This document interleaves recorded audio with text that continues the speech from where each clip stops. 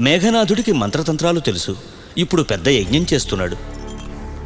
అతడి జపహోమాలను పాడు చేయాలి. అది పూర్తయితే అతడిని జయించడం అసాధ్యం.